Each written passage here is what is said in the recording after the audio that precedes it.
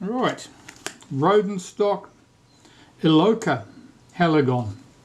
So this lens was certainly not made for a retina, but it does just couple straight up with a retina reflex. Rodenstock Iloca Heligon f1.9 50mm.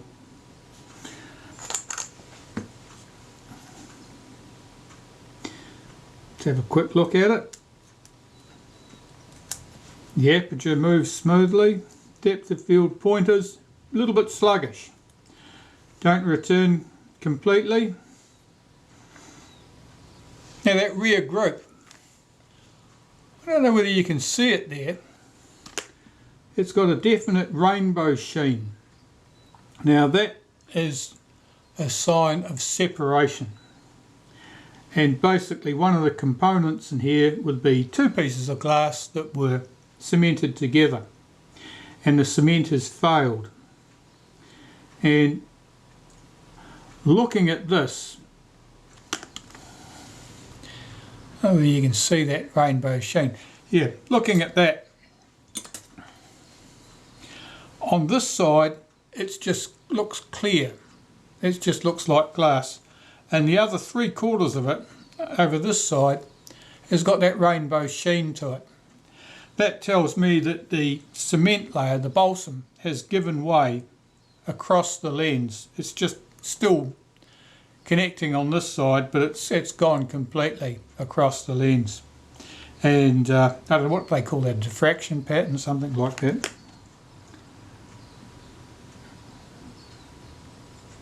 It's interesting to look at. I don't know whether it would have any effect on transmitted light. And that was just a bird whacking against the window then.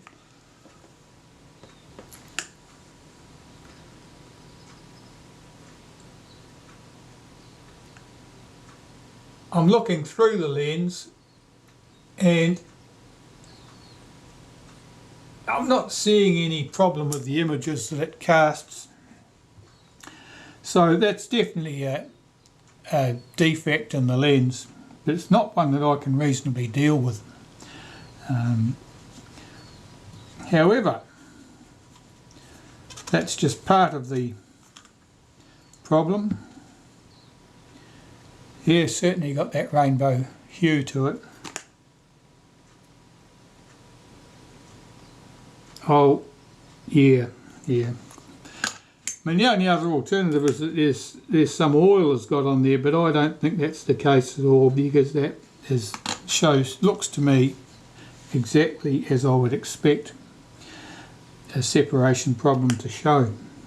At the front of the lens, that all looks very good. And to dismantle this lens, first thing I need to do is remove this front section, the filter mount section at the front. Now that in turn will be held in with a centerpiece here which screws in. And normally you use a friction tool to remove that. So that's what I'll do. Let's see how we get on. Yep, it's unscrewing.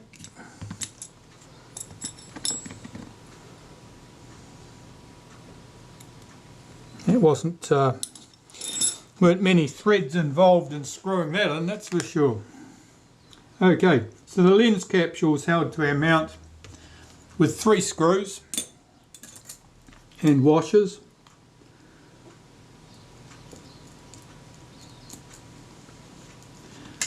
And most likely there'll be nothing to be done with the lens capsule. The glass looks clean. We've got separation in the rear component, but that's not going to be dealt with.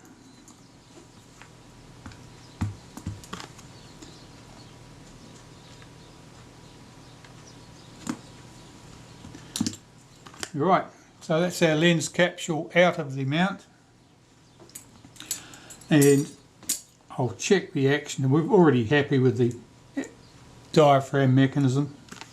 So all I'll need to do is clean this lens helical thread here and re-lubricate that.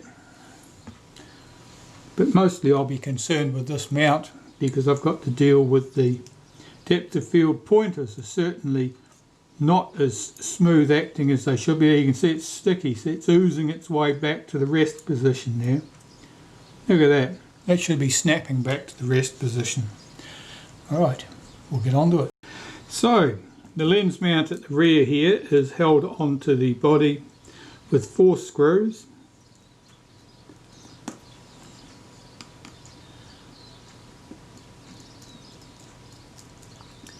And I note that the lens does have a rangefinder coupling slot in the back of it, so there's every likelihood that this lens would correctly couple to a Retina 3S rangefinder camera.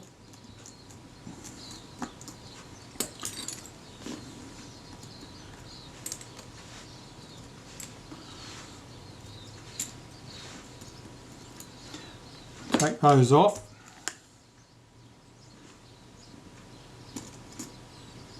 Lift the rear part off. Right, so here we've got our lens mount, and here is our coupling for the rangefinder, and I'll strip that apart just to clean it, because even though we're not using it, it will create friction in the focus mechanism if it's not clean and working smoothly. And here we've got our components that couple the camera and the lens together. So I'll lift these off. And normally I lay these out in order so that I can know what order they go back. It's got the spring on it, and the spring I note is there are 2 springs here, and that was the fine spring. The fine spring was on the pointer.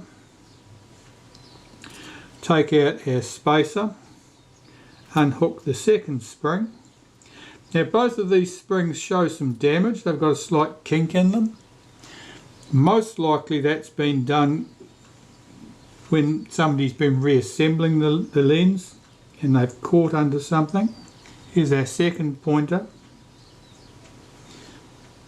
And this cam follower arrangement here has a little lever on it which tracks in this track here, and that changes slightly the relationship of the 2 pointers. I'm looking carefully at these springs to see if I can remove them from here. If I can remove them, it's preferable, because then I can put them aside safely where they won't get damaged.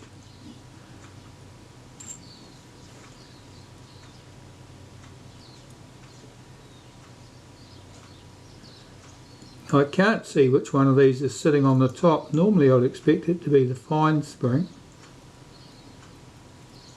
It's the last coil of the spring is clipped onto the post. There's a groove in that post.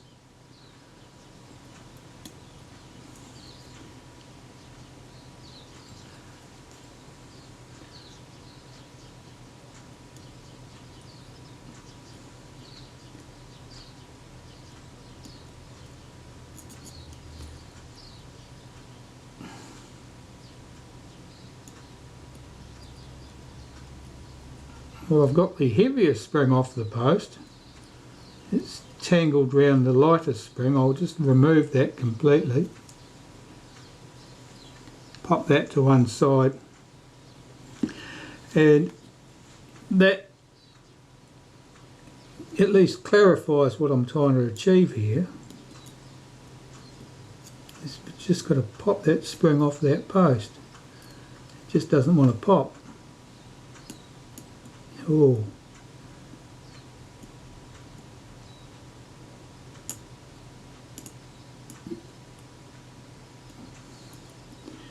Oh, it's got a double coil around there, I think. Yeah, that's off. That's good. Means I can put those 2 springs away to one side safely, because they're very prone to damage. Now in here, there's 2 brass plates here that hold this section together.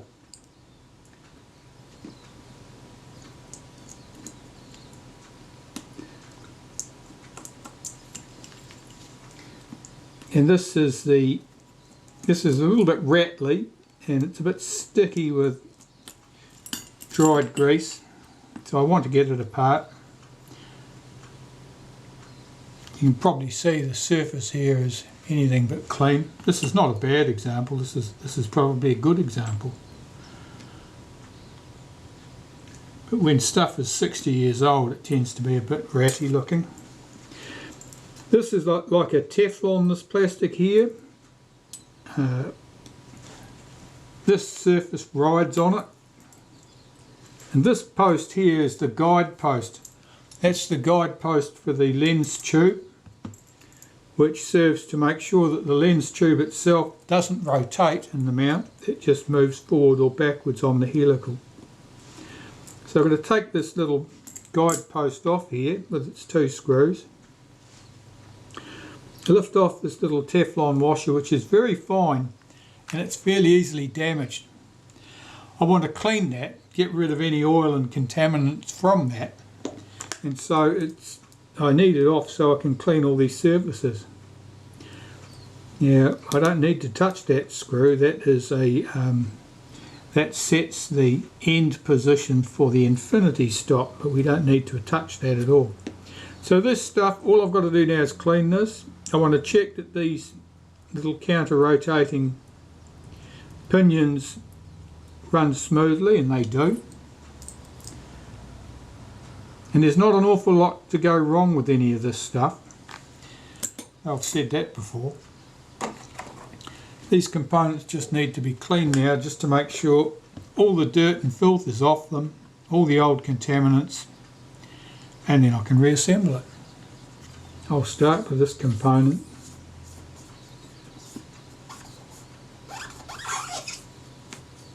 Yeah, I don't know what camera this was originally for. I don't know of an Iloca or Iloca SLR, leaf shuttered SLR. Perhaps there was one. I'll have to investigate that now. Or it may have been intended for a rangefinder camera. Certainly a strange one to me, but the Heligon lens in this mount, in this style, was used with the retina reflex, with the S3 and 4 probably.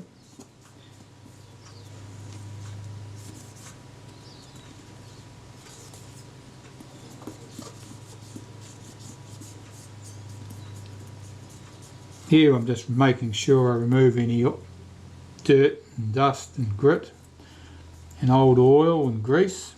You can see that the cotton bud is coming off comparatively cleanly, so that tells me that there's not an awful lot of dirt there to be worried about. It's much more common for them to be coming off very black and filthy.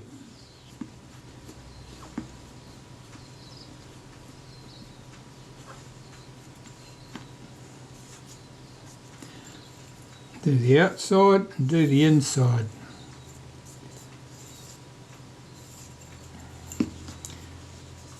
Now I've got this beveled edge at the bottom here, and that's what those brass clamp plates clamp down on to hold all this componentry together.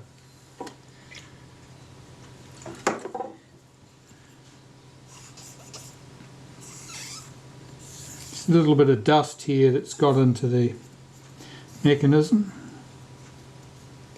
Of course, you can't get in to clean underneath that edge at that point very well.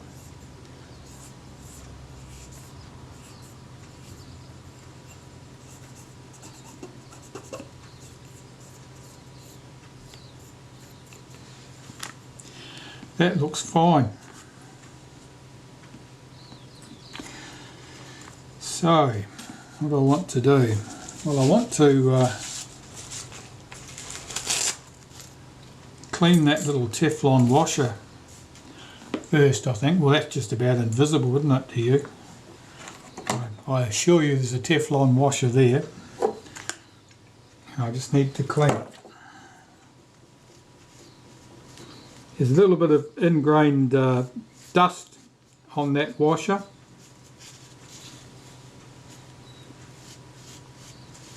Of course I want all that off.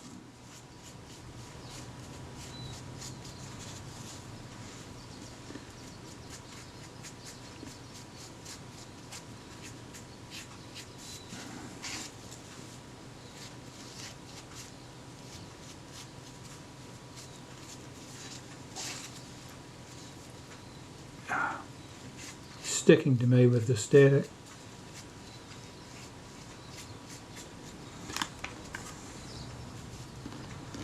That appears fine.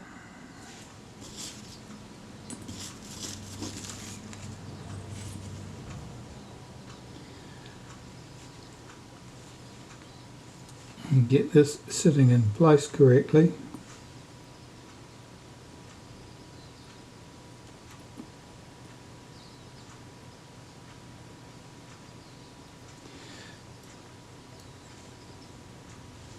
And our guide post, which goes where? It goes there.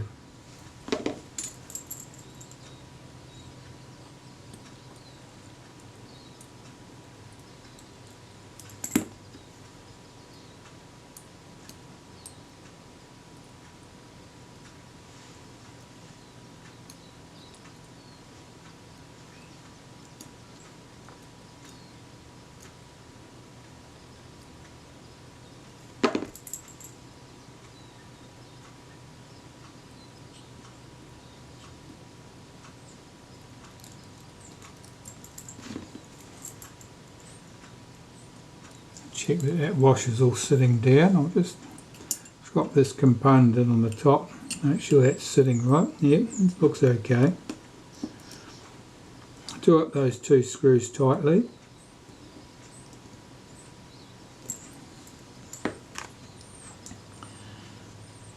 And these pieces.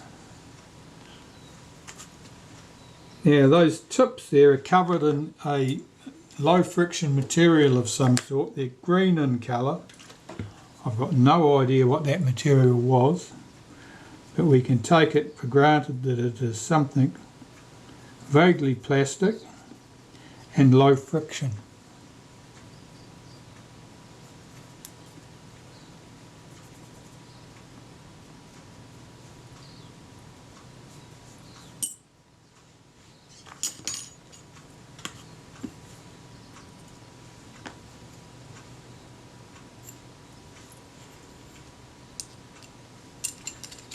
Make sure I've got this correctly aligned. You can tell when you've got it round the right way because the focus scale will be showing the focus scale near the pointer.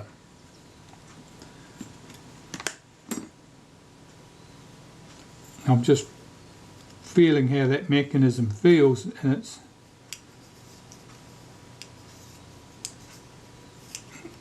there's a bit of roughness there somewhere.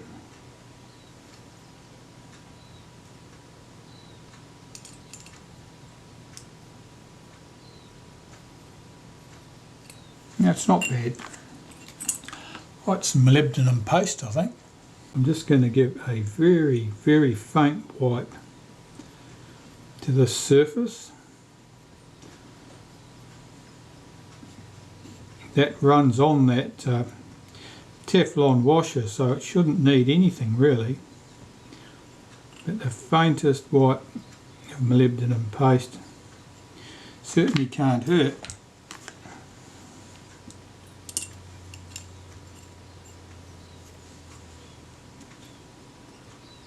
It feels fine.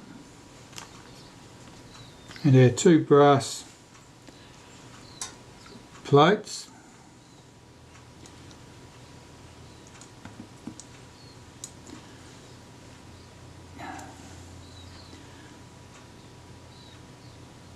I'll just give those ends a wipe with some molybdenum paste.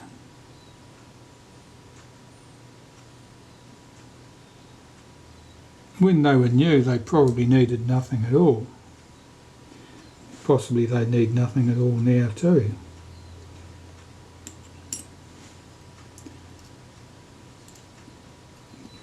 Get these in position.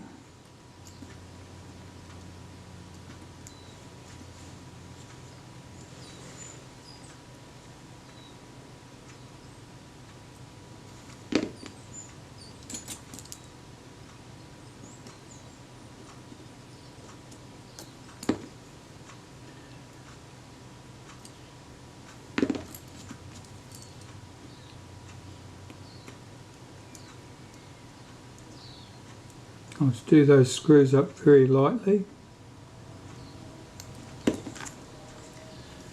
And take the other piece and put that in position.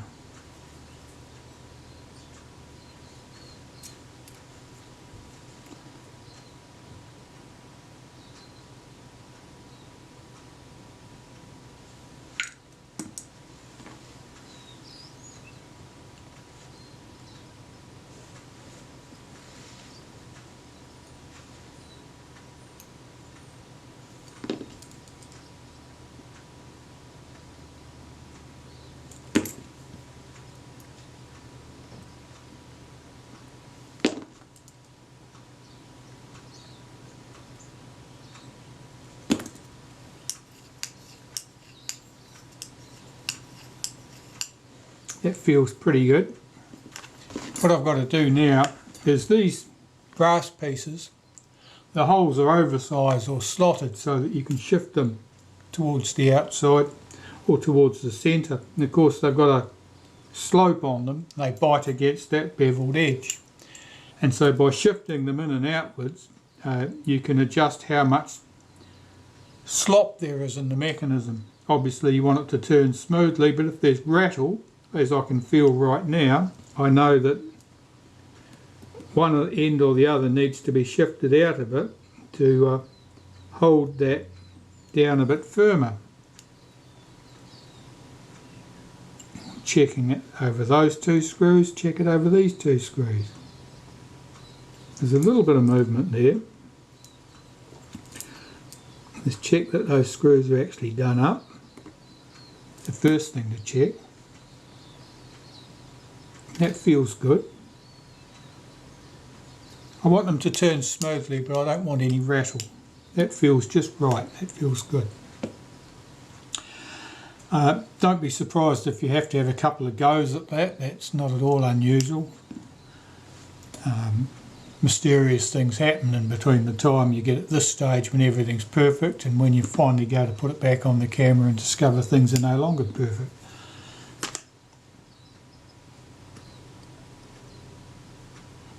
And the other componentry I'll need to clean and put back as I go. Well, curiosity got the better of me. I wanted to find out where that lens had come from.